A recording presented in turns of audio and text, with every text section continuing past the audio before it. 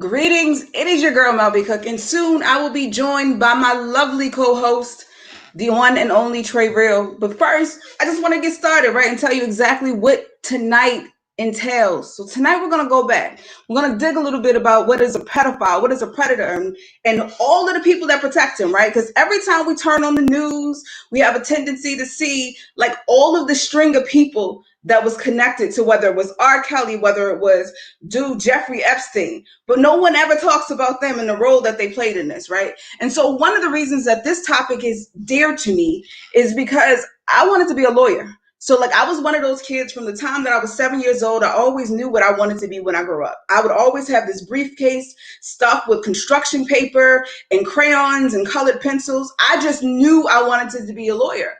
And the crazy part about it is I got to about 17 years old and I made a decision that I was going to go sit in some court cases. And so when I sat in on the cases, I realized this was nothing like what I seen on TV. And it was this one particular case that caught my attention. It was this dude who got on the stand and he talked about everything that he did to his 11-year-old nephew, or sorry, I think he might have been 9 at the time, the 9-year-old nephew of his girlfriend. And so he talked about how he lured the girlfriend away from the house. And then he goes on to say things about what he made this little boy do with him in such a short period of time. 10 minutes changed this little boy's entire life. And so for me, it was like, yo, this is nuts. Like, this is absolutely insane that one, he can get on this stand and he can recount all of these details. But what was even crazier for me was the fact that he only got something to the tune of like 11 months sentenced to jail. So I grew up in New York. So he didn't even qualify for the year and a day. Then he would have a felony. He got something on 11 months. And then 6 months, he would have the opportunity to be on parole or probation. Yo, that's crazy to me. Because here's the thing. I also watched the drug case. And in that drug case, they gave my man double digits. But this pedophile, this man who actually ruined this young man's life, took away all of his innocence, only gets a few months and a slap on the wrist. All right. So I know what you're thinking. Like, sometimes, people get all caught up in their feelings. People get labeled sometimes inappropriately, but we're going to talk about that. Like, what is a pedophile? What is a predator, right?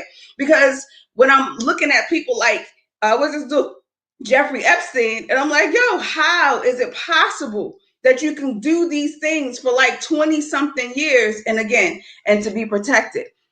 So I want to hear from you though. I want to know, what are your thoughts on some of these situations? And we can actually like go into playing a little game. I'll give a few people the opportunity to join along with Trey. He is on his way, so that we can open up this discussion in a real big way. So let me give you some definitions before we even start. So it says a pedophile is defined as a psychological disorder and where the adults are attracted to primarily or exclusively to children who have not reached puberty yet. So those who do not have a mature body. But what kind of got me off with this definition is that it says exclusively or primarily, right?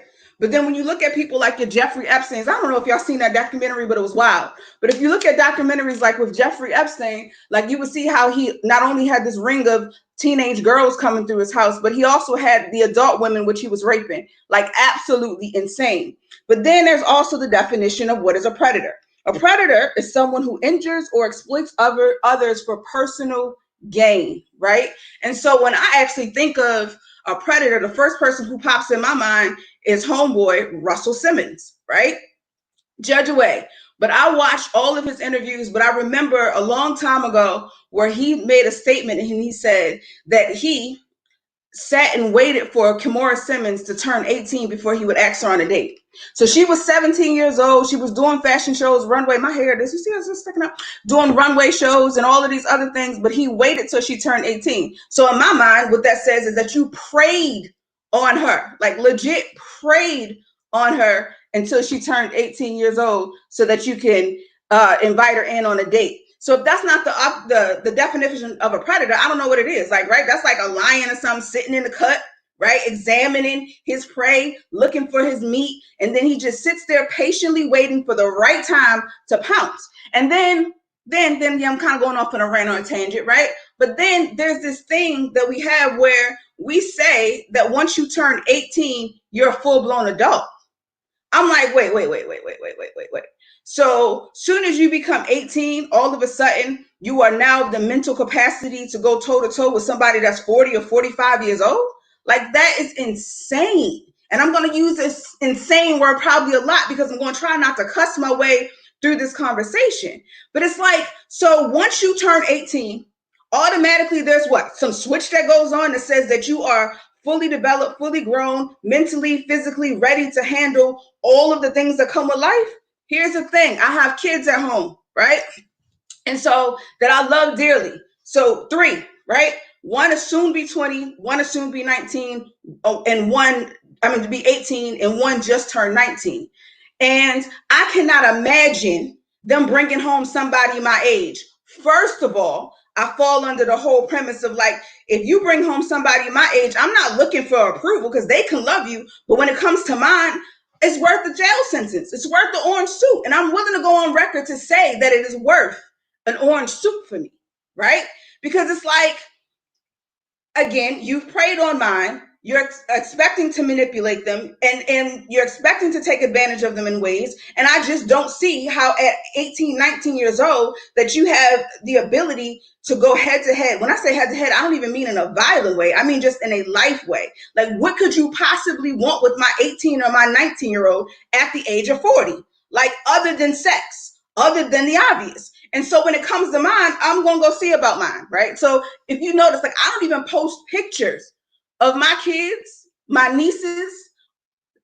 My son is a little different, but I protect him, but this is a whole different thing. But like I don't post my nieces because I don't want some grown man, y'all gonna judge me just a little bit, but I don't want some grown man commenting, talking about some, oh my God, you beautiful. And I get it, she's supposed to accept the compliment, but I'm gonna look at you sideways. So let's just save myself.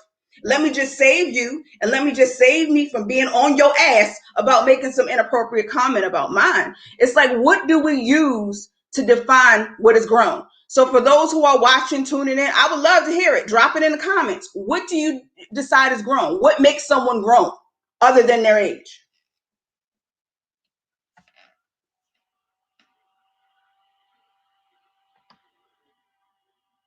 What would you determine was grown, even when it comes to yours?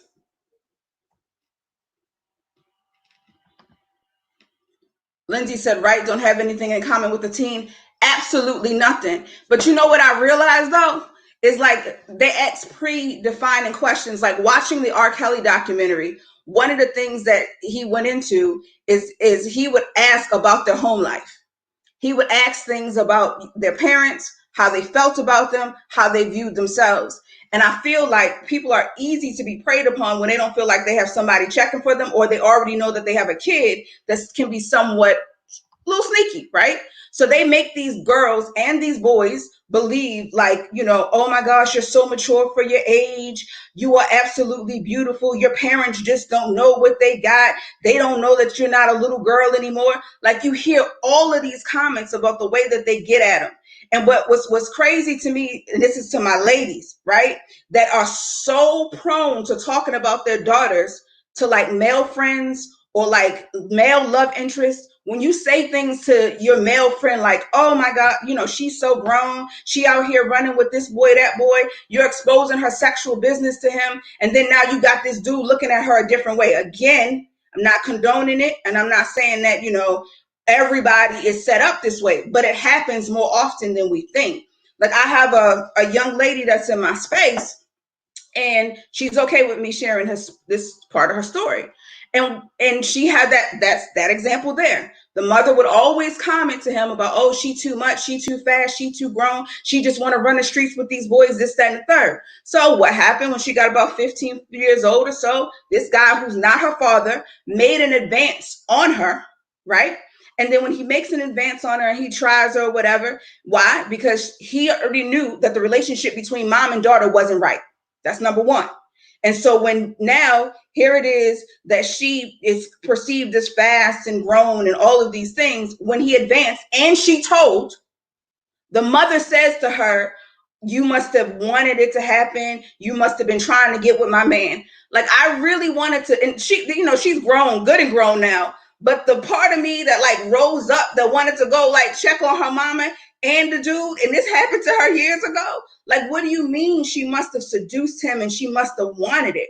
But the irony of it is that conversation comes up way too often, where that is a thing, where the young girl makes a claim, and then after her mom calms down or whatever, the statement that she makes next is, but don't worry about it because I'm gonna make sure that he doesn't get at you again and doesn't have the opportunity to get at you again. So you couldn't protect her the first time. The solution was not for dude not to come around. The solution that you gave was, I'm going to now make it so that he doesn't have access to you again, or he won't hurt you again. What is it in us, ladies, that make us choose these men sometimes over our babies? Again, I've been at this, y'all, for a really long time. So I've been volunteering for almost 20 something years now, outside of having girlfriends, outside of coaching women. And that story that I just told is more common than you would be led on to believe. And that story has haunted many for years. Even when I was doing things like in the spoken word scene, and would get up, we recite poetry, there would be a lot of women who would get up and recite for the first time. And one of the things that they would open up about is being molested at 8 or being molested at 9. And the crazy part about it is, an audience reaction first, you give hugs, you give kisses and all these things. Oh my God, that was so brave. But then we have a tendency then to try to turn it on the victim. So why did you keep it inside so long? Why didn't you tell anyone? And then you find out not only did some of these women tell, but the ones who do keep it inside, they felt like in order for me to have a conversation or to tell what has happened with me, I have to also heal and fight at the same time. Most people are not prepared to do that. They're not prepared to be in a space where they, have to fight for their reputation and how they got into a situation, and they have to prove their innocence, and they have to prove that they're virtuous. And then at the same time of doing that, they also have to heal and do all of the internal work that's needed. Do you understand how hard that is? And especially if you're taking somebody at the age of 14 or 15 years old, right? Again, not having the capacity to do so. And this is talking about things like molestation in terms of pedophilia. Like, I'm going to go back again to our dude, Jeffrey Epstein's story, where these young girls were actually recruited by their friends to go to his house. And in being recruited to go to his house, they knew that, one, it was like, it's wrong, I shouldn't have been here. So they're dealing with guilt of setting themselves up, right? They're dealing with the guilt of like, if I didn't go here, would it be my fault? Maybe it's just going to go away. All of these emotions. And for many of them, they were dealing with them alone. And the crazy part about it is they were dealing with it and they went through their situations all for $200. And he would literally go on the opposite side of the tracks, right? Opposite side, I think it's of West Palm Beach. And he would actually go and to recruit these girls from the other side. Why? Because poverty was there. And so like when I'm reading some of these comments where we're talking about like, young girls being fast and they being grown and they must have wanted it, and the victim shaming and doing all of these things, I'm reading these comments and I'm like, well, who the hell is protecting our girls? Right? And when I talk about our girls, I'm talking about brown and black girls. Like, who is protecting them? Because if I'm looking at your comments, I'm feeling some kind of way about some of these comments that are out here. And the reason that I'm feeling some kind of way, because it makes me feel like our kids are not protected. So you can't say on one hand, like, every time one of these cases were in, they're fast, they're grown, they this, they shouldn't have been over there doing all of this, because that lets us know how you think. So now, not only how we think, but now imagine the young ladies that are following you. Imagine the young women that are in your tribe. Like, why would they come to you and share something with you after you have expressed your ideas that, like, even if this was happening, it would probably be your fault, and you start that victim shaming shit. So I remember when we got to be about 15 years old, growing up round the way, like, we didn't always have rules that we followed, or we didn't always have somebody who was checking for us. I know me, I would stay with my big sisters a lot, right? So my big sisters, they like to party. They like to go out. They like to do things. So what does that do? That provides a certain level of freedom. So we would go to like these house parties every Friday night or Saturday. I think it was Friday night, me and my girlfriends or whatever. The crazy thing about it is that these house parties were ran by two brothers or whatever. These brothers that ran these house parties were actually known to mess with younger girls. They were like 25 or 26 years old. And these young ladies, I mean, they had grown ones in there too, but they also had a tendency to prey on young girls. They would be like dealing with messing with my friends. The reason that they got to that place is because they would buy them stuff. They would buy them things like jackets, and they would buy them things like sneakers, and they would, buy them and allow them to come smoke weed with them, or buy them a drink, or take them out to eat. And so, like, if you're not used to that, or this is new, a lot of times our girls think that they're special because of it, right? So at 14, 15, you got this older dude expressing an interest in you. But the crazy part about it is, and there's probably somebody watching who knows exactly who I'm talking about, but I ain't gonna put them out there like that. I'm not gonna mention their names, right? But these guys, it wasn't a secret. It was known in the hood that this is what they do. They had at one point in time all of these 15 and 16-year-old girls walking around with the same jacket on, right? They would walk around as they would mark their territory. One brother had one jacket color, the other brother had a whole different color jacket, right? And they would walk around the hood and people would know. Why didn't anybody ever tell? Like, why wasn't it a thought to say, we're going to get them locked up, or we're going to call the police? Like, I mean, I need help when it comes to these things. Like, why wasn't that ever a discussion to say, like, let's call the cops? Because clearly these girls were underage. Like, and I'm asking the question because I want to say that many of us know this kind of dude. And not only do we know this kind of dude, sometimes we know this kind of woman, because we don't talk about that either, right? We don't talk about the fact that when you talk to some of our young men and they tell you that, or even a boyfriend that we dated at a time, and they tell you how some grown woman gave them head for the first time when they were like 14 or 13 years old and she was like 20 something. And for them, it was a rite of passage, but in reality, wasn't she a predator too? Wasn't she like looking at him and seducing him, and wasn't he her prey? Like, didn't she mess up his sexual experiences as he got older? Like, we don't talk about these things. We don't talk about these things when you got that person in your family that are doing them. Like, I recently ran into someone.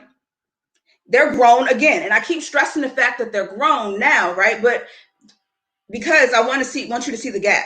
So for 20 years, there was this person within their family, and that was violating all of the older women, right? All of the older women that, when they were like in their teenage years, it was this one nasty ass uncle asking people to sit on his lap, trying to sneak and take people, and always want to drop people off and take them home, and all of this good shit. And what he was really doing was violating his nieces and their friends and their other family members, right? And so the crazy part about it is when this person went and, was like, I'm not going to be around them, because the person kept trying to encourage her to come around them, even though he knows that he molested her when she was younger. And so once she came out and told her truth, she told her truth to find out that not only was it her, but it was someone else in her family, and that person had told, but this nigga has no consequences. So how many other girls laid in between? And again, this is not about the victim, because we'll say all day, like, well, we wish they would have told. In many situations, people do tell somebody, but the somebody that they trust to tell normally doesn't let it go any further than their ears. It was a story, and I mess up names, y'all, but it was a story in the news about one of these professional sports athletes or whatever. And she invited the niece over. His girlfriend invited her niece over to the house, and her niece was laying on the couch. And meantime, she was upstairs sleeping. The guy got out the bed. She wasn't sure what was going on. She made a decision that she was going to go downstairs. She goes downstairs and she finds her boyfriend having her niece give him head. The girl told everything hysterical, all has happened. The woman, the girlfriend, told her niece, don't tell anybody. I'll make sure that he never hurts you again. I'll make sure that this never happens again. And not to tell her mother. It eventually comes out. She tells. It gets to be a big story. But the crazy part of the story for me was she didn't say anything. So, and then I realized that this is why my parents had so many rules. Listen, I was the kid that had the real strict parents that never let us go anywhere. We couldn't go to sleepovers or slumber parties. We were the kids that was like, well, no, my mom said I can't come to your sleepover, and if I come, she's gonna come get me at like 9:30. Is that okay? Like, I would be dumb and heated when I was younger because I couldn't stay the entire night. I had the parents that would be like, I'd be like, well, so-and-so's dad or mom said that they're going to give me a ride home. And so my mother would be like, nah, you're going to stay there. My mother didn't care, y'all. If we stayed there for 30, 45 minutes until she came to get us. Like, she did not care. You are going to stay right there in front of the school, pull out a bag, do some homework or something. But what you won't do is get in the car with nobody that I haven't vetted or if I known. But the crazy part about it is mentoring y'all. So I used to mentor, right, for an organization, never really seen the parents, right? Parents don't stop by. They don't really say anything to you, like none of that stuff, right? And I remember going to get this young woman to go shop for a prom dress for her, right? So I pull up to the house. Her mom is in the house. And I'm like taking this little girl to Virginia. So at the time I was living in Maryland and we were going to go to Tyson's Corner to a particular store. Her mom didn't come down to meet me. She didn't know my first or my last name. She didn't take the tags of the car. Like, I was feeling uncomfortable. So here it is. I'm like, nah, I can't let you in my car yet. Like, I can't drive off yet. We need to go in there and see your mother. Here it is. I'm writing everything down on paper so that her mother could have. But she doesn't know who I am. This is how our girls end up in situations where they're trafficked. This is how our girls wind up in situations in some back alleyway, is because no one's checking for them. And so here's the thing about a predator or a pedophile. They're looking to see the girl that nobody's checking for. And so if we allow them to be easy prey, they're so susceptible to be wrapped up, because normally the girls who are easy prey when nobody's checking for them, they're also not getting affirmed and encouraged at home either. They normally don't have anybody telling them that they're beautiful. They normally don't have anybody telling them that they're wonderful, that they have a bright future ahead of them. And so this is why I think, even as an outsider, not even those being our close family members, it is important, especially for us women, to like really encourage our young girls. You see her walking down walking down the street or the hall or wherever you at, tell her that she's beautiful. When you see her in passing or she does something or says something great, tell her to keep her voice. Like, we don't do those type of things enough, not only within our family, but just with the young girls that we encounter every day. And so a lot of times we have women that are like, yes, I'm all about empowering people, but you're only empowering folks when you're actually in front of a camera. What happens beyond that? What happens when you are now, like, in your family, in your household, that little cousin that you say is too fast? Are you affirming her too? Or are you joining in with the rest of the family? And I remember one time, my boys, one of the oldest, he had to be about 14 years old. And I was listening to his friends and him talk about this young lady about, oh, she for everybody, she a thigh, she this, she that. And so I corrected her. Because anytime that you have a young woman that is fast or is promiscuous, and I'm putting in quotes, air quotes or whatever, because sometimes I think they get labeled because of the wrong things. No one checks to understand what their story is. No one checks to figure out what their home life is. And there's ways that you can do it without being super evasive. It starts with saying, oh my gosh, you're so beautiful. Oh, hey girl, anytime you want to talk, whatever, you come back. Just planting little seeds in order for them to grow. Right. So I'm gonna get off my whole pedophilia like click, and what I really want y'all to gauge what your relationships are with our young women. And I want you to really ask yourselves, are you really taking the time to support them? And for the guys that are tuning in, I want you to ask yourself, like, even if it's not your daughter, right? Are you just showing up for her, right? Because the first time she hears I love you shouldn't be from somebody feeling on her thighs. It should be from that uncle, not the creepy one. And like, I'm going to tell y'all some rules that my parents had, because I find myself having these same rules that I thought was stupid when we were younger. Like, my parents would not let us sit on anybody's lap. Like, we were not allowed to do that. Yeah, our boys too, Keisha. I'll get to them. My parents were not allowed never allowed us to sit on anyone's lap. Like that was completely out of order. They wouldn't allow us to spend the night. We couldn't sleep in anybody's bed. We weren't able to go to just everybody's home. I promise you, I had like 5 places that I can go to when I was younger, right? And so the crazy part about it, my father was like super strict. I remember one time I took my socks off, y'all, in the car. My socks, just my socks, some Barbie socks that I thought was too hot because had to have some stockings on with them too. And this is like one of the very few times that my father actually really disciplined me and popped me. This is not what he did. He popped me. And he was like, I'm telling you one more time that you never take any part of your clothes off in the house. For him, it was just socks. For me, it was socks. But for him, it was like, we are not starting any patterns here. Like we couldn't do things. I know it's going to sound foolish. Like eat bananas in public without chopping them up. We couldn't have ice cream cones unless we were in the gauge of our house. I mean, like things that I thought were absolutely insane and crazy. But then when I got kids, I was like, oh, okay. I took one of the kids out one time, and I was looking at this grown man watching her eat an ice cream cone. I almost lost it, y'all. Like I literally almost jumped across the table, and I went like, yo, who the F are you looking at like that? Right? Went in. And he probably went in, and I did it without apologies. Like, what are you looking at? Right? So I end up getting it. And so the crazy part, Keisha Reynolds said, what about our boys too, or our boys too? Right? Our boys need that same level of affirmation. Here's the thing. I don't have double standards in my house.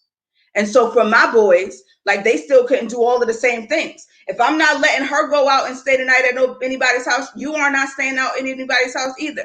Like when I talk to them, it's so crazy because with the boys, I would talk to them, not only affirming them and, telling them how great they are and that they're born to be leaders and they got my genes. So you can't be out here in these streets messing up with my genes, right? I would tell them all sorts of things like that. And also, about having sex and making sure that they save themselves, all of those conversations.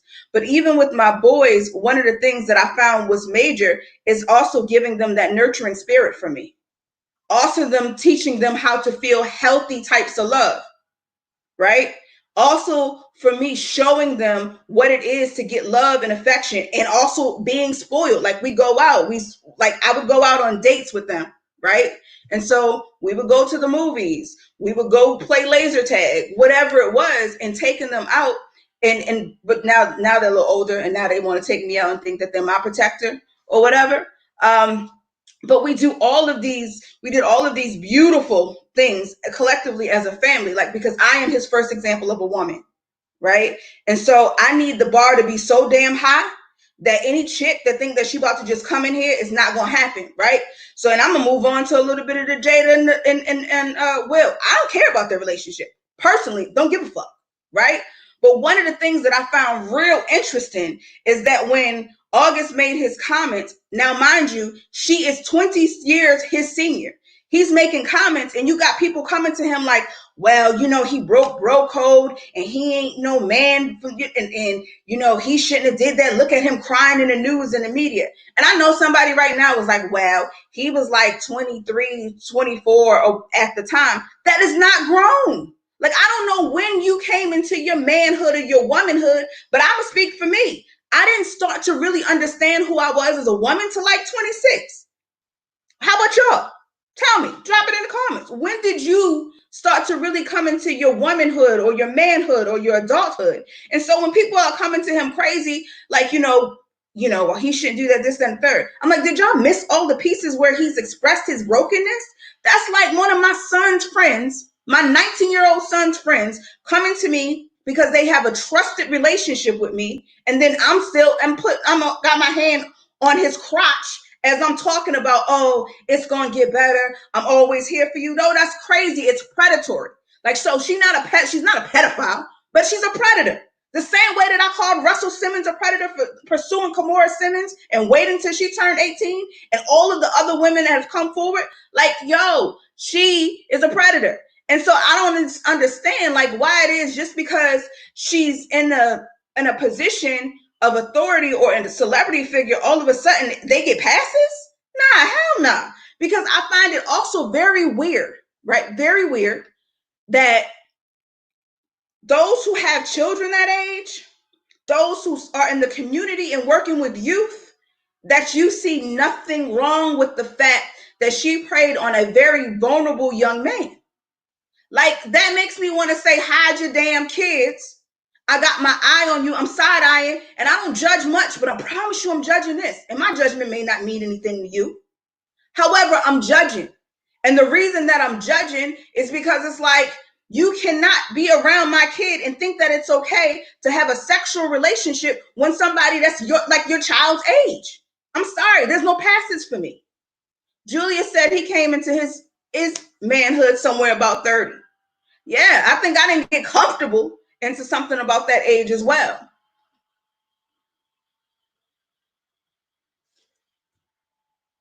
Keisha said people glorify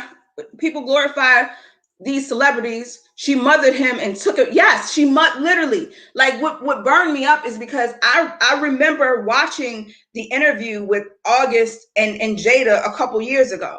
And the way that she talked about him, oh, like, he's just another member of the family and he's so sweet and he came to us and we were able to get him all this help. But at the same time, she was sleeping with him.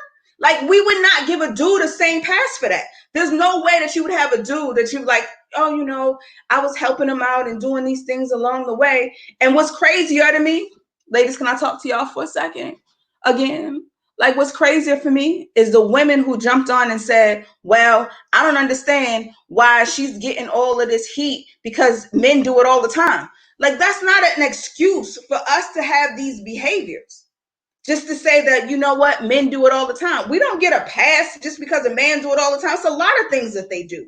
But we shouldn't be out here giving passes, and when we do it, we giving high fives and shit. Crazy. Like, absolutely insane to me.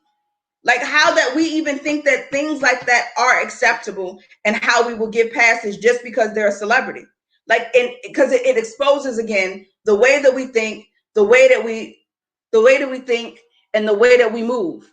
And it's just like, if that is the way that you think and that is the way that you move, what has either occurred in your life to make you think that that's acceptable? And so I put up a post a couple days ago, and when I put up the post, I expected crickets on the post, just because I knew that the question was super surface, right? But I asked, why is it that women first, and we'll talk about men in a few minutes, but why is it that women have a tendency to protect some of these predators and pedophiles? What is it that happens to us that says is okay? So I watched a thing, like, I'm always watching something as it relates to self-help. You're Yana Van Zant in the world and listening to people's stories and all of these wonderful things. And one of the things is the guilt. The second thing that I find is, like, also not dealing with your own trauma, and you just assume that these are things that they're just supposed to just happen. Like, these are things that happened in life. With the Me Too movement, for example, right? When we were looking at all of the posts and all of the women that was like #Me Too and exposing all of their stories and coming out and sharing their pain or whatever. And I started to think, even at that time, if there are so many women who are still holding on to their stories for many years, have never been to therapy, never been to counseling, how does that kind of stuff show up in your life? How does that show up in the guidance that you give? How does that show up in the decisions that you make, especially when it pertains to our kids?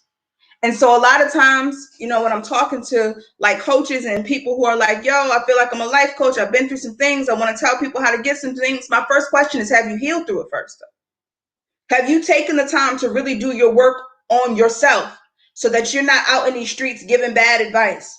So you're not out here in these streets and you're not judging or exploiting the same people that you should be helping, right? But because you haven't come through your own trauma, you don't even know what healing looks like. You don't even know how to direct them. And so a lot of times we get out here and we give this advice and we give our opinions, and everybody has an opinion. Hell, I have an opinion right now, right? Everybody has an opinion, and we don't have to take them all in, but there's certain things that we should take in consideration, like the fact that it should never be appropriate for a grown-ass man to pursue a girl, or a grown-ass guy, grown-ass woman to pursue someone who is broken and bitter. When I watched the Jada and August interview, and she just kept harping on her communication point. So for those that don't know, my major is strategic communications. Do communications for a living as far as teaching people how to do storytelling, which is one of my favorite things in the world. Also telling you how to create concrete messages and, write-ups and all that kind of stuff. So when I'm looking at something like what Jada put out there, and she's given her 3 points, and then she kept going back to, he was hurt. I'm like, if she says that one more time, like, I'm really going to lose my mind, right? I am going to flip out, and I'm going to lose my mind. There are so many different layers and levels of healing. So I have not been sexually molested, but I have been sexually assaulted by an ex-boyfriend, right? Once I left him, he decided that if I wasn't going to have you, nobody will. And so I was sexually assaulted in that process. And so one of the things is you have no idea the depth of the healing that needs to happen when you just get up and go on the day after. So for me, in my situation, I got up, went to work, I went to school. I shared very minimal with the people around me about things that happened. I didn't share my own personal stories or start sharing my personal story probably until 8 years in. And what made me share it is that I seen this dude, and I felt like he looked much happier than I expected him to look in my mind. In my mind, I wanted him to be broken, busted, and disgusted. And when I seen him, he looked kind of happy. So it made me go through this whole journey of what healing looks like, and understanding how it was showing up in my life. And so when I'm going through this whole process and trying to figure out who I was again, who I was before I actually had this event happen to me, there was so many different layers of healing. So when people say that they don't want to go through professional help and they don't want to see a therapist to deal with all of this stuff in the past, this shit shows up. So as we're listening to Jada talk about all of the bullshit that she was doing, I realized that I like to find broken birds pretty much, and I like to fix them and heal them, and that's something that I'm learning to work on. What she did was take them in and pray because of her own hurt and because of her own situations. And guess who just dropped in the building? Mr. Trey Real. Hey, how you doing, Trey? I am good. I am good. Work beat me down a little bit, had me knocked out. Oh, Lord. It happens sometimes. We had those days, right? Yes, yes. How are you? I am well. We were just talking a little bit, me going off on a tangent about what I feel about these whole pedophiles out here in these streets, and how I feel like there's so many people that protect them. They have whole entourages and systems in place where they are super protected. And how I judge. And there's nothing wrong with judging. There's nothing wrong with judging. We're always told, don't judge, don't judge. But honestly, there's nothing wrong with judging, in my personal opinion. And one of the things, especially in our community, because I'm worried about Black people, what we need to do is stop protecting them through our families. What you often see is Uncle John may have done something to you, and then you're grown and you have children, and Uncle John is still at Granny house during Thanksgiving, and Uncle John is sitting there picking up your kids, and you not saying nothing, or picking up somebody else's kids, or we just get off his lap, put my kids down, or something like that. No, we need to call them out. Speak up and speak out. Get my kid off your lap. You know what you did to me. You ain't finna do it to my kid. But don't. It's even crazy to me, Trey, that we would bring the kid in the environment. You know what I mean? What is it about us that we even feel I can bring it. Oh, I'm gonna bring you over here. I know every time he get drunk, but I'm gonna keep my eye on you. What is that? What is that? It's unfortunately with the way we talked about things being passed down. And it's just an issue that's broken in our community that needs to be fixed. And the only way to fix it is to be that person to say, I'm going to stop this. I'm not going to allow it. I'm not going to sweep this under the table. He's wrong. If you touch me, you do something to a kid, you're going to jail. I'm calling the police. I don't care, because I'm not going to say nothing, because my mother's going to get mad, or my auntie's going to, I want my family to get mad, and so on and so forth. To hell with all of that. But the crazy part about it, Trey, is a lot of times auntie and your grandmama already had an idea. They had an idea, they already knew. It's interesting. Like we had with different stories that have broke, like even in our hometown, like when a story Mhm. broke, the crazy part about it is like you seen all of the messages was like, oh yeah, it's probably such and such and such and such. And then when the actual story came out, it was such and such and such and such.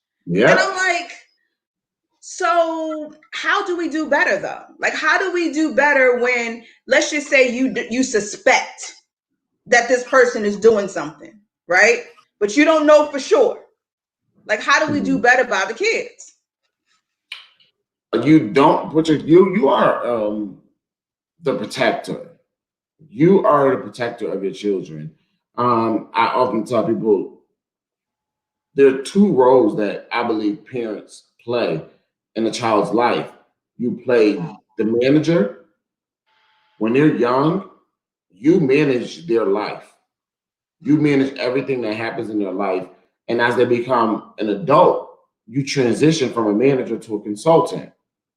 So you fail that child when you're a manager and you know or you suspect and you still allow this child to go into harm's way. You must take accountability and say, that happened because it's my fault. I did not prevent it from happening. Take accountability. And parents don't take accountability because their parents didn't take accountability for them. But I think it even goes deeper than that. I think that level of accountability would have to allow me to address my own demons, right? So, and for a lot of people, that whole being honest about my role, being honest about my own personal demons and the possibility of like what I could have done to cause this situation, so many people can't handle that. And That is like true. they don't really know how to have that conversation with themselves, with other people, and so instead it's like I'm gonna just sweep it under the rug. But the crazy part about it is we sweep so much shit under the rug. That rug is a mountain. It is and I'm like, so we just gonna ignore the whole fact of the what used to be this whole pretty throw rug is now a whole mountain sitting on the floor, and everybody gonna keep walking around Yep. it and keep crawling around it. Like at what point do we take that level of accountability? But I also think it goes to a certain level of not having spaces where we feel like we can be vulnerable and where we're taught about strength. I would agree. Yeah, I would definitely agree with that. Um, and it really, when we actually talk about it and you say it out loud, to those looking from the outside looking in, it's going to sound like, oh, we put everything on slavery. Mm-hmm. But it stems all the way back to slavery, where our people were raped, molested, and everything under the sun by white people. And we had to learn to endure it. If it didn't kill you, shut up and keep going. And unfortunately, we took that and we passed that down into our own circles and our own situations and our own lives. And we've just been conditioned to deal with it as long as it don't kill us. And so the unfortunate part about all of that is not just the what we always talk about, like us having problems with strength and understanding what strength really is, and that strength is not just keeping going on, take one whipping after the next. That's not what strength is. Strength is being able to confront those demons, to be able to go under that floor, under that rug, and pull the things out and deal with it head on. And so but outside of that piece, the byproduct of that for me too is that we don't expect the level of excellence. I Like can we see don't that. expect a level of high expectation. So if you are mistreated in your house, outside of your house, on top of not being affirmed, like in like schools and social groups and things like that, like sometimes I don't really think we have a clear understanding of what excellence is. I also think that we don't have a clear understanding what the healthy relationship is based on some of those same principles. I can see that. And so I it's can like definitely see that. But the hard part is just having the conversations. Like just to get people to be in spaces where they can be vulnerable and tell their truth. And like I hear so many times from us, it's like, well, I don't want them to be judging. So I'm going back to what you said about judging being a good thing. Hell, if my people didn't judge me, you know what I would have done? Like I ain't saying that I needed them to be all critical like they were, go so hard. But that level of judgment that I had, in a sense, it stabilized me. So I would go but so far, but then I would back my ass up and come on the other side of the fence, right? And and I'm gonna go back to that level of like judgment because it kind of was, right? My father very like into gender roles, slightly misogynistic, slightly chauvinistic, right? And he set all of these rules of how we act, what we do, and he as ladies. But a lot of the rules that he set for us that were said that this is what ladies do were really his protection from pedophiles and predators. It was setting a standard of what we were not to do and how we were not to act and where we were not go. That kind of reminds me of one of my best friends. She said their father made sure that they always addressed a man as Mr. Because it would, in his mind, being addressed as Mr. should always be something as to gauge him, to turn on a light bulb to say, I'm a grown man, this is a child. So it already establishes authority. Yeah, so whenever she would say, when we felt comfortable or whatever, I felt like, because as a kid you feel it. And if you feel like somebody's being inappropriate, you just feel uncomfortable. And it's like, okay, Mr. John. I like it. John, it sounds so simple, but it's so impactful. It's the small stuff that really gets people's attention though, right? Right. So I actually like that. That's my first time actually hearing that. Like I've heard a lot of other things, but that's the first time. But it also, I don't know why I thought about this when you said that with them. I also had a mama who we ain't have no damn uncles. Like we had our real uncles when I say no damn uncles, we didn't have all of these play damn uncles. Her boyfriends ain't coming over.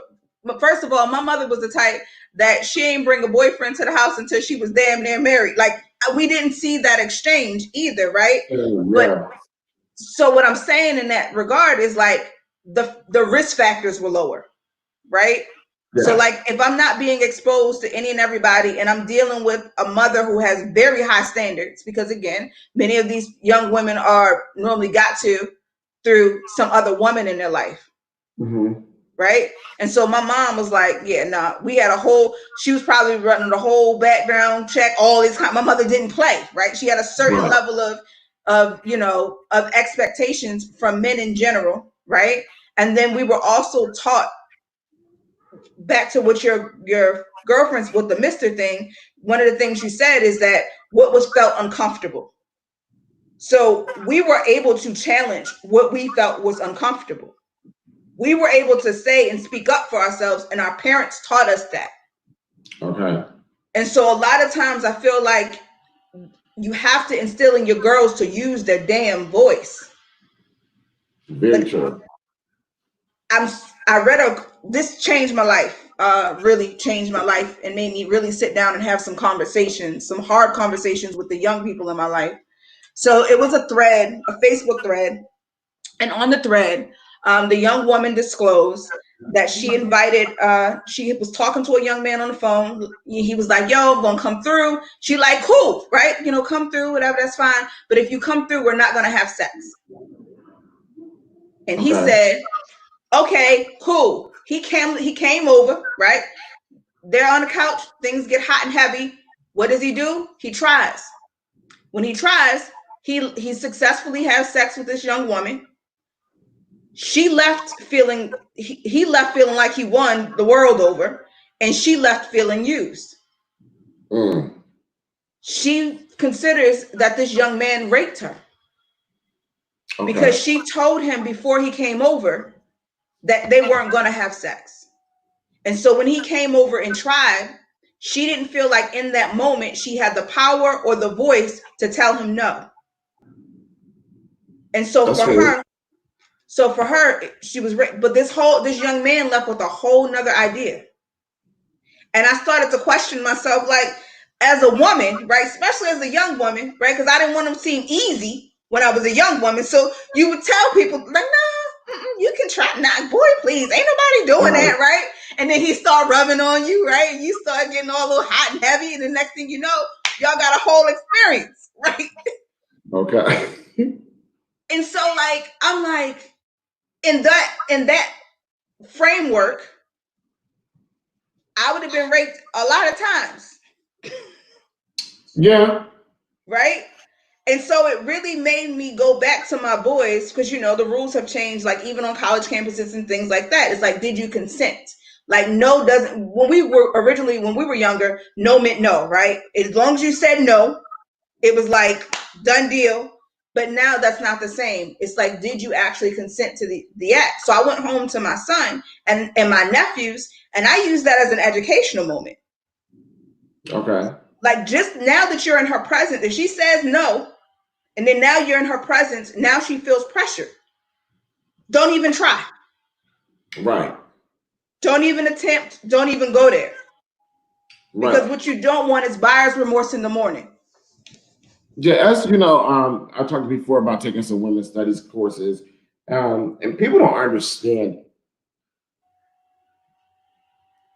rape it happens so easily. A lot of situations that happen so easily.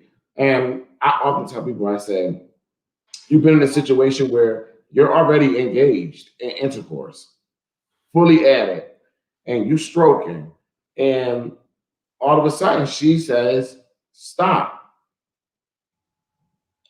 And in that moment, you be like, no, come on, come on, come on, come on, come on. You still saying no, come on, and you still pumping. Guess what? You have raped her. Yeah. You've raped her. The moment that she said stop, not another stroke, not a half a stroke, not a begging come on or nothing should have taken place. And at that moment, you've raped her. That's how serious a no is. Yeah. And that is how I constantly tell young men, when you get a no, you take that no immediately as a no. And even with my boys and all of the young guys I care about, I tell them that you need to pay attention to body language. Don't be so into your moment and getting your glorification that you're not paying attention to who you are in or who you are with. Yeah. And so there's body language, there's things, there's triggers that you can tell when she's checked out. Like, there are things, like, you know what I mean? If when she's mentally now gone off this space where she's not into this, she's not moving, she's faking the moan, she's faking it. What does her face? Like, all of these different things, you need to pay attention. And that's something that we don't talk about with boys. That's something that is not really talked about with boys. And that is something that is very, very, very important. If boys are taught to read body language and to understand the person that they're with, their body language, that would prevent a lot of situations from happening that happens altogether collective. And like, you shouldn't have to coerce nobody to fuck you. Sorry. Period. And I did say the F word because I needed to get the seriousness of my tone. But like, you shouldn't have to call. If you have to ask her 7 times, can you? Or like, and she no, girl, I don't know. Leave her alone. Again, you do not want buyer's remorse in the morning. Like, you do not want to wake up and all of a sudden somebody decided they did something, because there's certain things you can't take back. And that is one of the things that you can't take back. And so, like, I don't think we talk about it enough, right? And I also don't think that when it comes to boys, I'm telling you, the thing that changed, a moment that changed me with when it came to boys, is Oprah had a special back in the day where it was 19 out of 13 boys who are molested don't tell. I'm sorry, 19. 9 out of 13. See, I had a long day too, Trey. 9 out of 13 boys who have been molested don't tell. They never say anything to anyone. I would have assumed, expected for that number to be higher than 9. Mm. Yeah. Wow. I expect that number to be higher than 9. So many boys have been molested in some form, but they don't talk about it, and they won't talk about it, and they won't admit to it because of, I hate to keep going back there, but Yeah. the toxic masculine culture that we raise our black and brown boys in. But I also think there's another part to that too. Is like normally when a young man is molested by a woman, they automatically assume like, yo, this was I won. This was in molestation. This was me being with this older woman, right? And when they're molested by a man, because their body responds to the act, many of them think and get confused and say, I must have liked it. Yeah, I think that's whether excuse me, whether they're being molested by a male or female, a Thank man you. or a woman. You know, at But I think the woman is a prize. For the male, I don't know if they look at it as a prize, do they?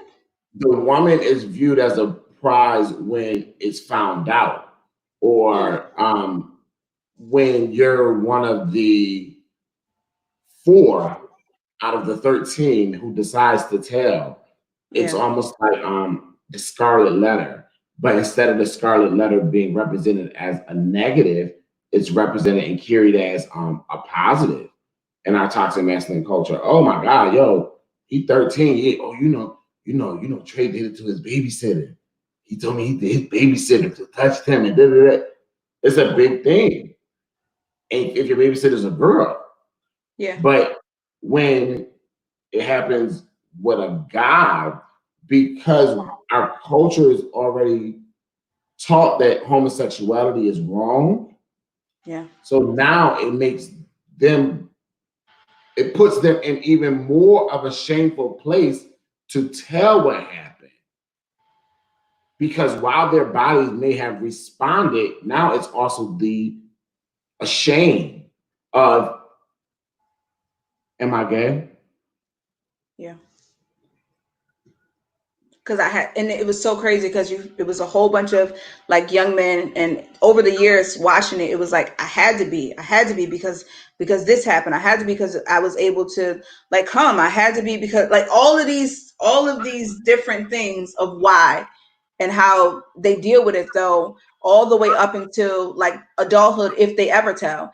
And so there's sometimes where after being in the industry that I am in for so long and listening to so many stories, and when I hear a lot of men talk about being emotionally unavailable, why? Mhm. Like I'm like, and I don't think as when we go and we seek our mates, we don't ask the whys enough. Like, you know what I mean? Like, did something happen? Finding comfortable ways to have the conversation, you know what I mean? But at least asking the questions. Like, we will ignore the fact that these people got whole triggers, man or woman, and we'll be like, oh, it's fine. You don't think that is weird that you can't wear your socks to bed? Or every time that she smells a certain thing, it instantly turns her off? You don't think that it's weird that when a certain sound happens, why don't we question those things that we know something is like setting us off, like it's not quite right? I think it's the fear. Yeah. I think it's the fear. The fear is it's always the fear of the unknown, but it's also the fear of, if this is the case, I'm not equipped to deal with it. What am I going to say when I find out that the guy I'm in love with was molested? Yeah. You Not only know, molested by another guy. yeah. And so, and then it goes again to women also becoming judgmental in certain cases Hmm. and weaponizing that trauma against the victim. And Yeah. the moment she get mad or find out something happened, now the word faggot Comes out. Yeah. becomes So the meaning behind it is completely different now. If you just calling him, go ahead with your faggot ass. Mm-hmm. Versus now you know his trauma and you weaponize it against him.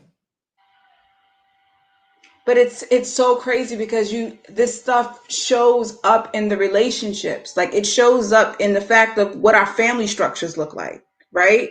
And like even talking to, I remember going to when I went to the therapist, right? Because after being sexually assaulted, I decided I was going to go finally deal with my issues. Like 8 years later, I went to three therapists, right? So wasn't molested again. Wasn't I wasn't molested at a young age. It wasn't no family member.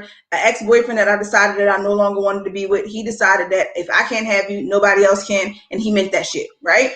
And so now here it is, like 8 years, 10 years later, that I'm going into therapy. I went to 3 different therapists because I didn't want to talk about the same things, right? Because they start asking me about, well, what was your childhood look like? And what was this look like? But one of the things when I went to the last therapist, she said, what did you do the next day? And I said, I got up and I got up and I went to work, and then I went to school, and then I worked 2 jobs at the time, and I did this and I did that. But the question she also asked me was, are you promiscuous? Would you consider yourself promiscuous? Do you engage in sexual activity that might put you at risk, right? And then she goes on to, how about any type of drug addiction? Do you cut? Like she lists all of these things asking me, did I do? Right. And so when I think about our community, I think about the drug addiction, right? When I do reentry programs, a good 80% of the time, these women have been violated at some point and been abused.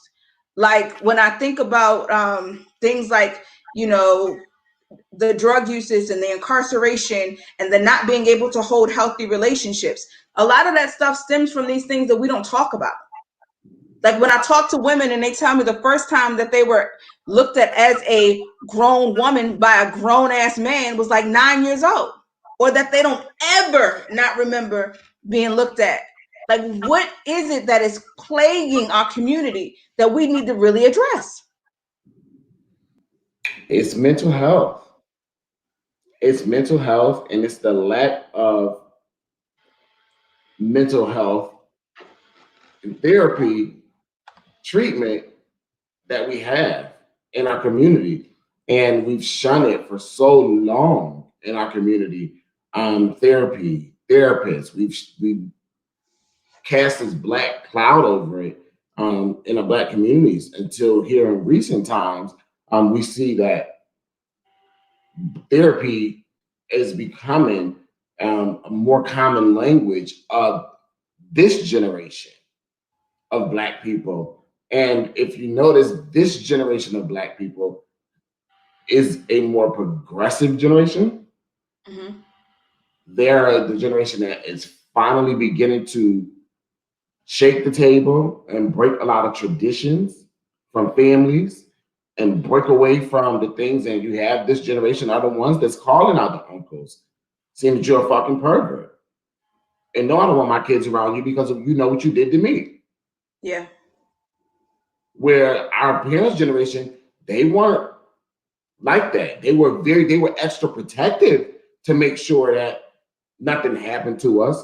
Like you said, like my mom, she didn't bring nobody home until I was 12 years old, and that was her husband. He ended up being her husband. And I asked as an adult, like, why you didn't date? Why didn't you have men, boyfriends, and stuff like that? And she said, I did. I just never brought them home because I had kids. Exactly. And I ain't want nobody around my kids. Because if somebody did something to y'all, I was going to kill them. It meant every word, right? Yeah. So they go from that generation, and instead of they tell us that, but they didn't tell us, well, this happened to me when I was young, which made me be like this. And I didn't want nothing to happen to y'all that happened to me, or that happened to my cousins or my siblings. You know, we focused on the result of how they were and how protected, and we yell and we scream, and we're so thankful that our parents were so protected. But in that same token, they also failed us by not telling us the reasoning for them being the way they were. So, so two things. One is I recently had a conversation with my mom. When I say recent, I mean like in the last year, about like all that, they come from a generation of pimps driving in Cadillacs rolling up to get little girls and literally trying to lure them in with candy, literally. They come from Yeah. a generation where you had women who would actually offer up their young girls to these old ass men in exchange for like money and cars and clothing and things like this, right? And so Right. she would say things about pimps being around and this that, but she never really got into detail. They protected us, but they don't realize that transparency is also a form of protection. Because if you Yes. can tell me a story and a real reason of why I shouldn't do this, I'm probably less likely to try it. But when you just say don't do it because I said so and don't go over there and don't talk to them, like now I'm kind of curious to what the hell is the mystery behind this person. Like I want to know why. Exactly. Exactly. And in that sense, it's a failure. Yeah. They fail us on that part. So that's why again, we're a more progressive generation, but it's still gonna take years to undo what's been passed down from generation to generation. It's like we want to be at the finish line yesterday, Hmm. not realizing this isn't a sprint. Like we're so deeply fucked up as a people from the shit from slavery on that has been passed down to us.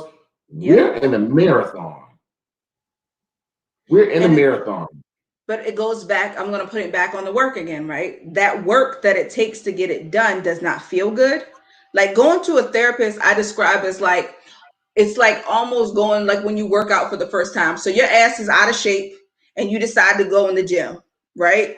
And in order to get together, those first couple days in the gym are hell.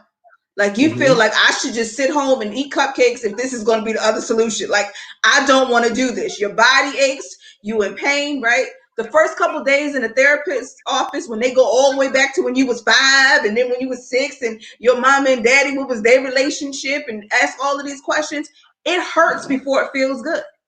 And so that level of hurt that people experience, they like, fuck this shit. I just be broke. I'm just gonna go and I'm gonna Yeah. sit here and deal with my issues because I was personally fine. Personally, I was fine. I'm earning money. I got this nice little house. I got a good job. My kids is taken care of. So that mental piece of it, I'm gonna camouflage with all this other stuff because that's way too much work. And we don't want to go that deep. And I wish that for those who actually, which I think is happening a little bit more, who've had the experiences where they've gone through the healing pieces of really be transparent and to go back to those who not are not there yet, right? But don't go back preaching. Right. Go back and let them see what happy looks like. Like happy is contagious. Like healthy Yes. is contagious. Like if you are out here really executing and doing what you say that you do, your fruit is showing. People want to know, how did you get the fruit?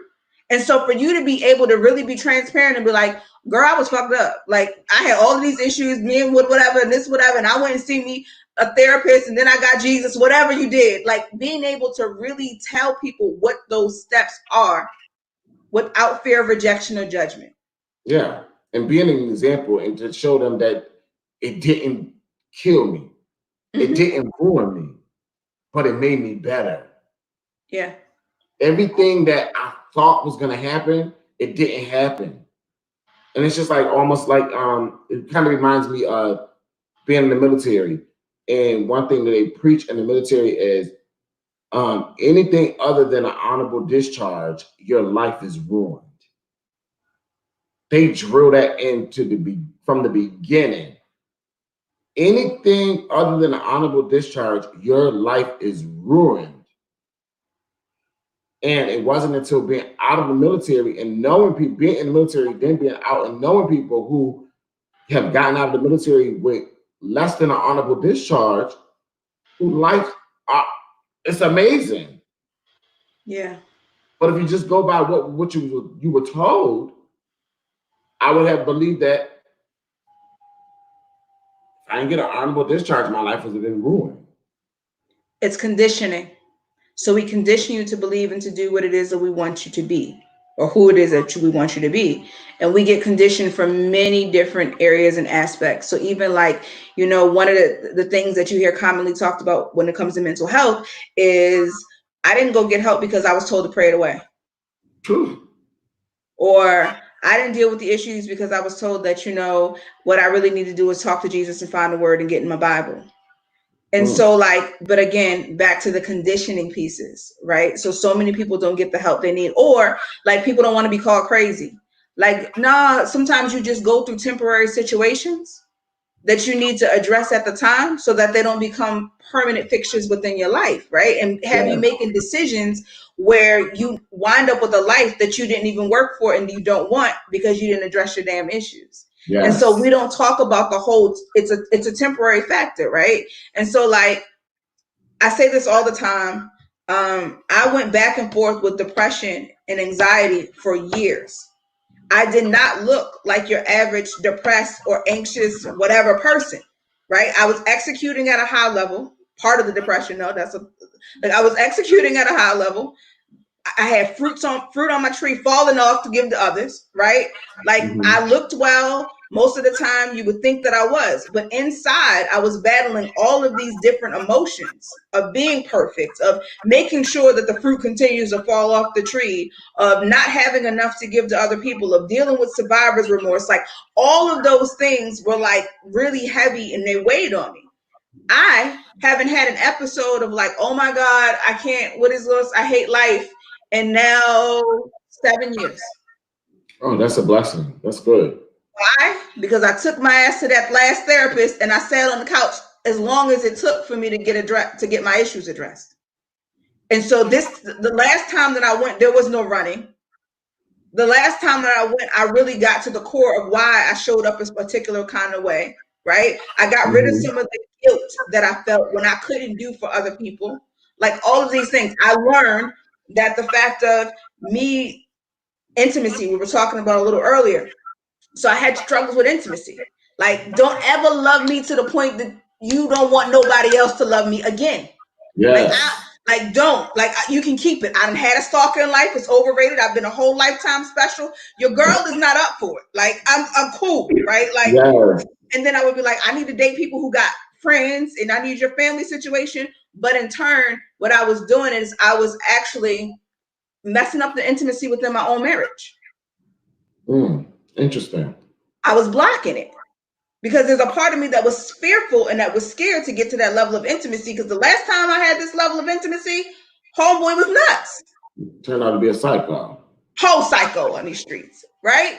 Yeah. And so it was like, for me, it was like, nah, don't love me like that again. Not the fact that he didn't know how to love and be in a healthy relationship. And, he had his own personal issues of abandonment and things like that. And so like, once I really went to the therapist and dug into that and did my work, guess who shows up differently? Me. The way that I love is different. The way that I move is different. And I'm not going to say I don't still have residue, because in the back of my head, I'm judging and every move monitor, like, wait, that was a little off right there. Like, let's talk about it, right? Like, because it's a thing, because it's happened to me and it was trauma. It's going to be a part of me, but it's learning how to cope and how to deal with it in the most healthy way possible. And a lot of times we don't do that. And I couldn't disagree with that at all. And I think that is a big thing that a lot of us deal with, is knowing how to allow ourselves to be loved correctly. Right. Because we've been loved incorrectly, it then affects us moving forward, that we internalize this image of, in our experience of what being loved looks like, when it's not on us, but it's on that individual not knowing how to love. And that's a big part of knowing how to love yourself. And I always tell people, until you know how to truly love yourself, you don't know how, you can't tell somebody else how to love you. And not only that, is that that's when you get caught up with a predator. So just because the predator is not 20 years older than us, just because the predator is not like, someone of our senior, doesn't mean that they're not a predator. Like I tell women all the time, sharks smell blood in the water. Uh-huh. And so when you're hurt, when you're damaged, when you haven't done your healing, you are in 17 bad relationships because you haven't healed and understood who you were yet. And because you didn't do your work, guess what? You bled out, and that predator was like, I don't give a fuck what she says. I see how she shows up. Like when you talk about your last 7 relationships and the shit that you took, I'm gonna try to be your 8th. Uh-huh. If I'm a predator, right? Right. And I'm gonna come in nice because you already told me that you're not used to that. And I know somebody's listening right now is like, that's why you don't say that stuff. No, that's why you heal. So that they don't need, that's not even enticing you. That's not even appealing to you anyway. And they're not able to get to you and then flip the switch. Because once you are healed, you see that motherfucker coming in the yard. You see him when he pull up. You like, nah, I'm good. Or that young lady. Yeah. You smell it, you see it coming a mile away. And it goes back to that thing. It sounds so simple, but when we know better, we do better. Mm-hmm. But are we going to do the work to do better and to know better? Like, are we going to take the time to go through the healing that's necessary? Or are we going to continue to lie to ourselves and say that everything is on either someone else? Like if your last relationship, all 17 of them, baby, was bad, I promise you, it's you. It's not them. I ask a question to a couple of questions to ladies. One being like, if they got through the gate, that means it was broken, sister, and you didn't fix that shit. The only way that you can get to the gate is when the shit is broken. If you all have the well protected, everybody can't get through the gate. And so when your gates are broken, you don't take the time to repair your gates. You get what you get. You get anything that wanders in there.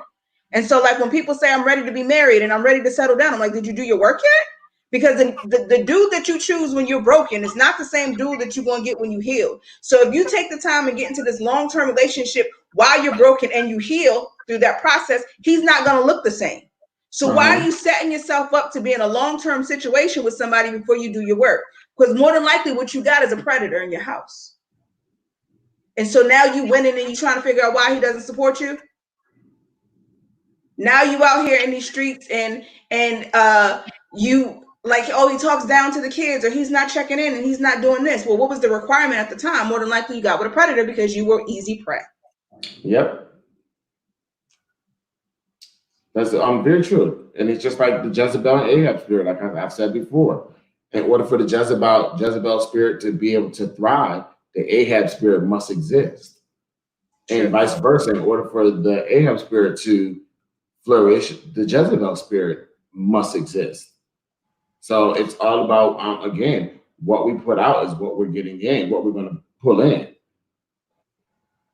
So, okay. So closing out this conversation, Trey, what is one thing that you would want the listeners to get out of it?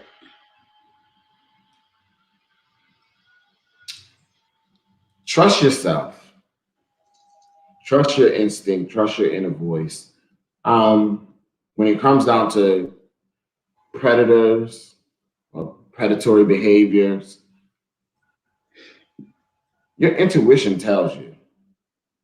And I often tell people, my intuition has led me to many places, but one place it's never led me was wrong.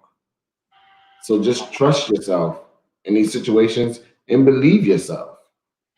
Because if you can't believe you, how do you think anyone else is going to believe you? Love it. So my one thing, I mean, I love that because I it's ditto. Like if there's anything else that I know that I can trust, is my internal guide. And some people call it God, some people say whatever, but one thing that I know that I can always believe in is my internal guide. And it's never steered me wrong. It has never led me wrong. And the crazy part about it is even all of the messed up situations that I have ever been in, I knew first. But I chose to ignore the signs. And so like in that thought, like, I've learned to do better by myself and my voice, because after you get dragged a lot, after you've been in quite a few situations that you could have prevented, like, you start wising up a little bit, like, now let me just not even go through that, because I don't have the time to clean up that mess, because some messes take 10 seconds and some take 15 years, like, and I don't have the time for it. So for me, one is honor the voices of your children. Yes. And pay attention to what their baseline is. Be present enough in their life to know when something could have possibly gone wrong. Like, as a parent, we want to be able to protect them and we want to be able to save them from everything, but that's not reality, right? There's going to be times that their life is going to have some adversity, they're going to have some things that they're going to go through, and we can't keep them from all of the bad in the world. And so being able to not sweep it under the rug and acknowledge it early on, that you see a change in your child's behavior. Because when I hear all of these kids talk about going through these situations, encountering predators, being in situations that made them uncomfortable, all of them had a change of behavior. And a lot of times it was greeted with not warmth and love and support, but what the fuck is wrong with you? Oh, you smelling yourself now. Oh, so this is what you want to be and you want to do? Like, sometimes we need to take a step back and really, ask, hey, so what's going on? So I noticed you went over so-and-so's house yesterday. Like, to ask, right? And I used to have this rule with my kids, and I would say to them, like, if I would ask them, like, what was wrong? And they'd be like, nothing, I'm fine, right? And I'm like, so you're not fine. Ain't nothing all right about your behavior. I've noticed XYZ going on for the last couple of days. I'm going to give you 2 days or so to think about it, and I'm going to be back. And we're going to talk about it. And so that would give them time to gather their thoughts, because they knew that I was going to circulate back. The irony of that is, even in those conversations, you can't say that they're going to disclose everything to you. Right. But instead of ridiculing the behavior, figure out healthy ways in order to get connected. That goes to one of the things I say all the time, is not focusing on the what they did, but really trying to figure out the why. Yeah. Why they did what they did. Yep. And that's what we got a little bit of big focus on. And it's so funny that you said that about children, because I was sitting here thinking to them myself, and I was just saying one thing that I left out is I always say, believe your children. Believe your children. If you find out that it's a lie, okay, then handle it. But believe your children. How we go through this Me Too movement, and they say, believe women, believe your children. Agreed. Believe them. And understand, if your kid is screaming and hollering when you send them over somebody's house, or somebody coming over and they act different, figure out the why. This is going on. Absolutely. And because absolutely, like, that right there was gold, because a lot of times we're like, oh, they're not just acting like that for no reason. And I don't care if they're 2. Yes. If every time that they go around somebody or a certain energy and they crying, like, they may not be abused, but there's something that's going on that the kid doesn't like, has witnessed, hasn't seen, whatever. Like, even on a simple level, I'll give you a brief thing before we're really close. Like, my daughter had a teacher. She started to not want to go to school. She would be like, Mom, I'm sick. You're not sick. Why don't you want to go to school? She's like, Mom, I just don't want to go because I'm sick. I'm like, you're not sick. So let's talk about it for real. And so she was like, well, we have a substitute that's coming in. And every time we have a substitute, my class doesn't know how to act, and they don't pay attention, and they don't listen, and we get in trouble. I said, so what does getting in trouble look like for you guys? And she was like, she loses control. And you know how, like, she gets an attitude, and then she starts yelling at everybody. And then one day I started to cry, right? This is not abuse, and this is not pedophilia, right? But I had to take the time to dig deeper to figure out what was shutting down in her, right? Yeah. One of the reasons is because she has to know also that I have her back. And so if you're not listening to your children, they don't know that you have their back. Yep. They don't know that you're going to speak up for them when needed. If you are always saying things to them like you're lying, you ain't never telling the truth, there you go again, always being so extra, this, that, and the third, it shuts them down from using their voice. And if I find out you're lying, I'm gonna tear your ass up. Yeah. So can I be honest though? I have said like you got 5 seconds to tell the truth. So I'm gonna go and rethink my behavior, Trey. I'm like, yes, you got 5 seconds to tell the truth. I felt a little convicted in my spirit. So I'm gonna go and I'm gonna be like, yeah, I listen a little bit more. You know, and sometimes with children, you have to, like I said, believe your children, because I remember a lot of times that my mother said, tell me what you said, or did you say this? And I would say, I didn't say it. And she said, oh, yes, you did. I know you said it. And I remember getting smacked several times for telling the truth. And because my mother wanted to think otherwise. Oh, and it's so hard. Like I've been in positions where like I've had to tell my kid, like, if you don't want, so my daughter, I'll give you my daughter again, because she's can come up with a pretty colorful story on fly, right?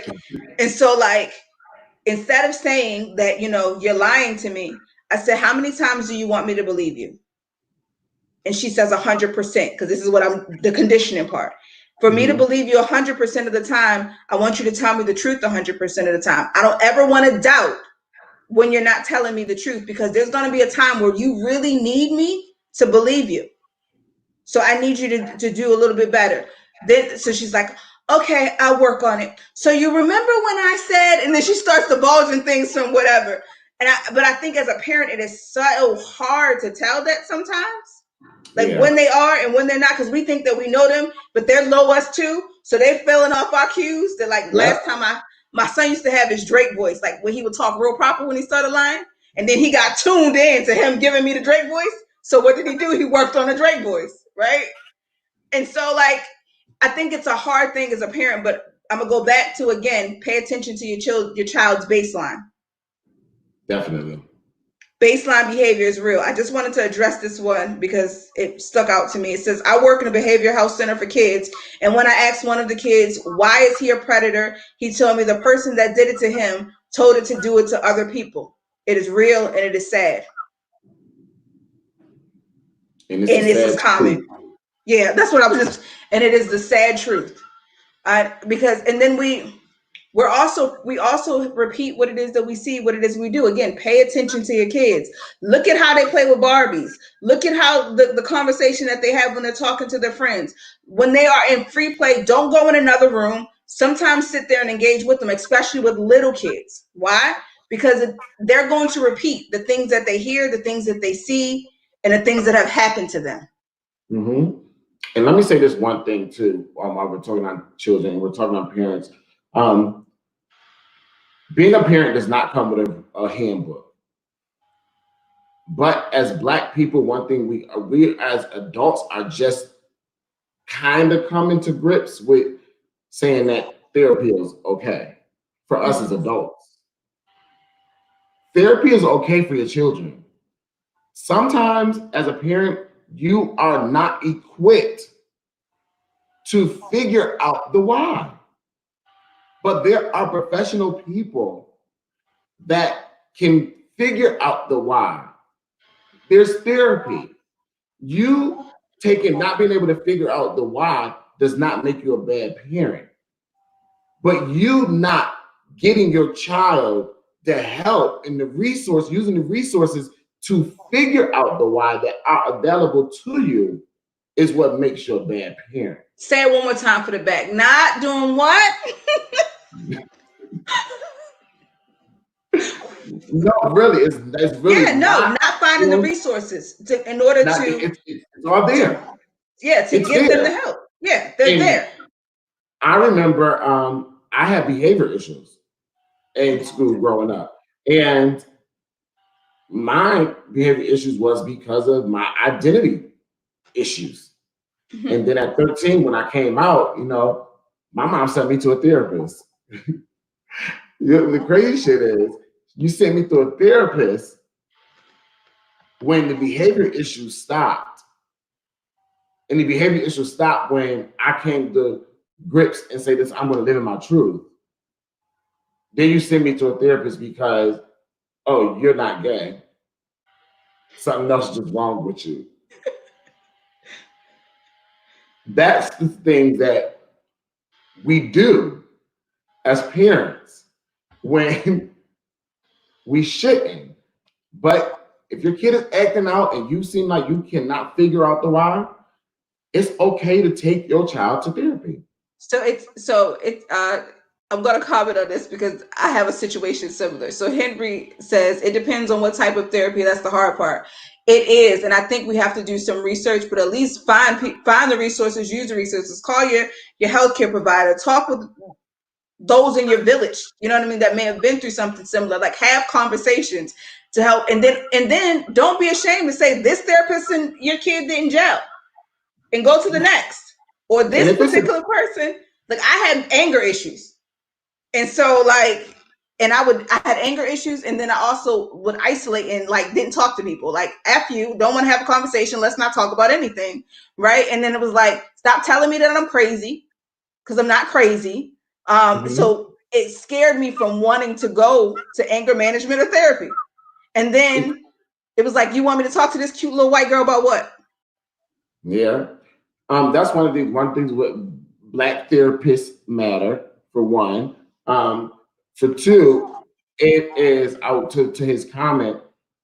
Yes, figuring out what type of therapy is the hard part. But the thing is, if you go to a therapist and this therapist is a professional and they're a good therapist, they don't have a problem letting you know, hey, I know another therapist that I think would be better suited for Yeah. this situation. Let me refer you to this therapist.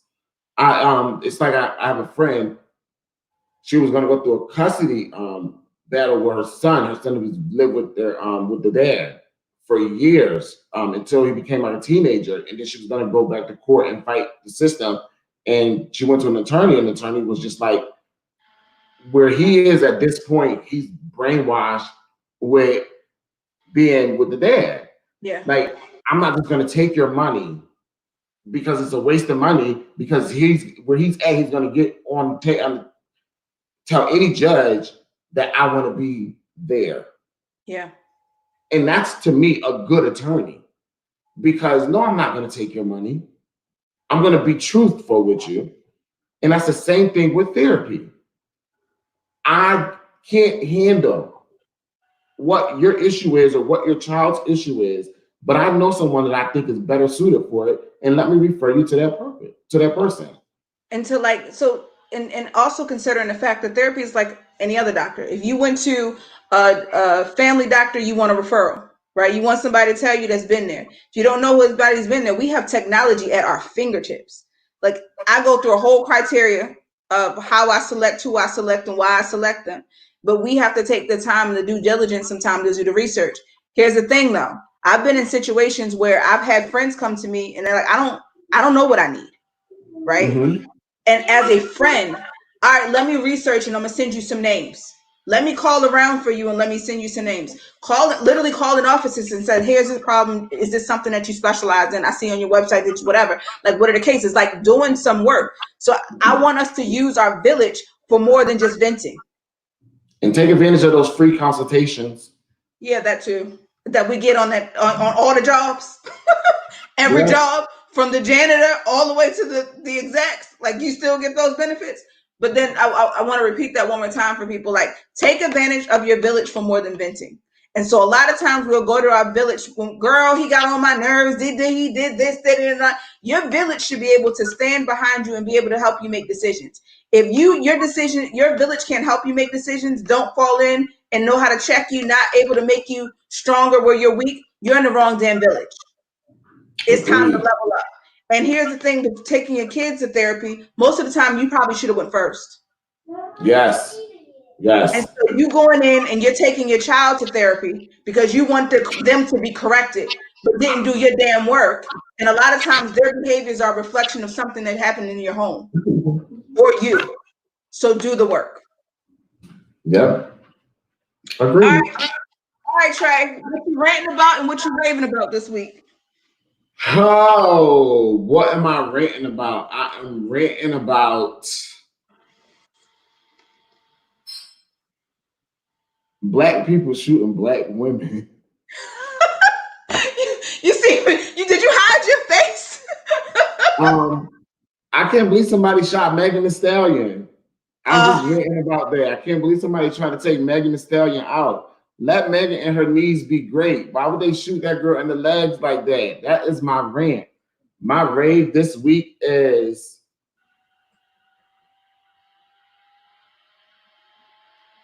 what am I ranting about?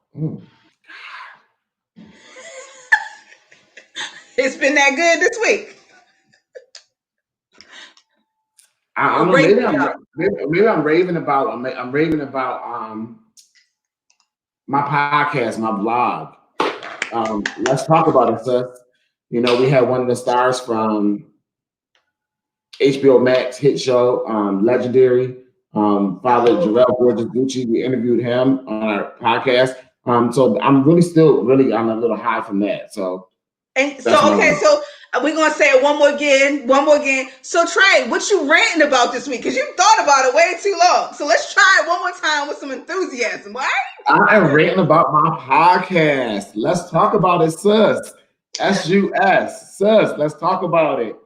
We had our first guest interview was one of the stars from HBO Max, Legendary show. Legendary. That's the name of the show. Legendary. Yes. Father Jarrell, Gorgeous Gucci. So I'm still on the high from that. So check us out. Let's go. Where can we find that? You can find us on any streaming services. You can find us on our Facebook like page. Let's Talk About It, sis, SUS. And subscribe to our YouTube channel. Let's Talk About It, sis, SUS. Love it. So what am I ranting about this week? Passive aggressive behavior. I hate that shit. Like it requires me to call on every ounce of emotional maturity that I have, and from the top of my head to the bottom, to not engage when people are being like passive aggressive with me. Like, because my first thought is like, sit down and tell me you want to talk about it or not. Because if you're not gonna talk about it, don't come over here. Don't act like you want to. Don't throw nothing.